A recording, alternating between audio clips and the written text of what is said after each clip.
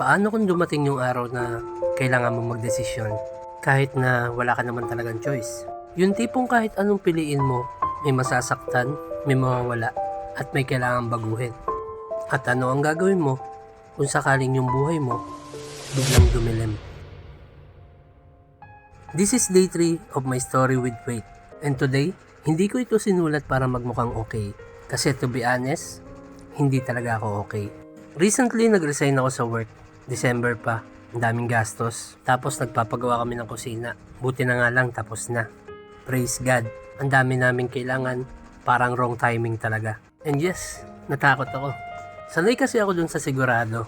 Nasanay ako dun sa aabangan mo lang yung petsa, may sasahurin ka na. Sanay ako dun sa pinaka-safe. Pero alam mo kasi, may darating na pagkakataon na talagang hindi mo nakakayanin. Sabihin na lang natin na hindi na nagpipit yung schedule ko para dun sa pinapasukan ko. Madami nang masasagasaan at kasama na dun yung pagsaserve ko kay Lord. Kaya naman mas pinili kong mag-resign.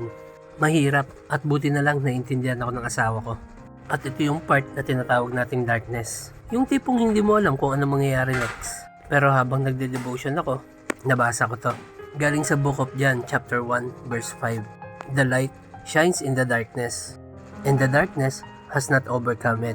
Kumbaga, hindi naman sinabi na wala talagang darkness. Sinabi lang dito na hindi matatalo ng darkness ang light. And that light is Jesus. Kaya ako rin sinisimulan yung gantong journey kasi kapag mga nasa gantong sitwasyon ako, lumalayo ako. Napapalayo ako kay Lord. Nagiging busy, umiinom ng alak, defensive, takot, masyadong nagmamadali sa mga desisyon sa buhay. Pero ngayon, imbis na lumayo, mas lumapit ako. Kasi alam mo, na-realize ko lang ha. Kaya inaalaw ni Lord yung darkness. Kasi para malaman natin kung sino talaga yung light.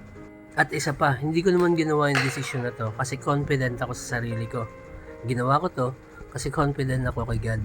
Tulad nga ng sabi ko dun sa day 2, yung kahapon na video natin, hindi ako consistent. Pero si Lord, consistent. And maybe ikaw rin may mga pinagdadaanan ka rin. May mga kailangan ka rin pagdesisyonan. Career, relationship, family, pera. Yung tipong hindi mo naman ginusto pero wala ka na kasing choice. Gusto ko lang sabihin sa'yo na hindi ka nag-iisa.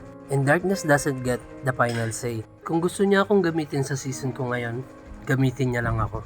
Para may mas lumapit pa sa kanya. Para may makakita na meron talagang pag-asa. Kasi itong journey na to, hindi rin naman talaga to tungkol sa akin. Tungkol to kay Jesus. Yung light sa madilim na parte ng buhay ko. This is day 3. And today, I choose to walk in light. Kahit hindi ko nakikita yung buong path.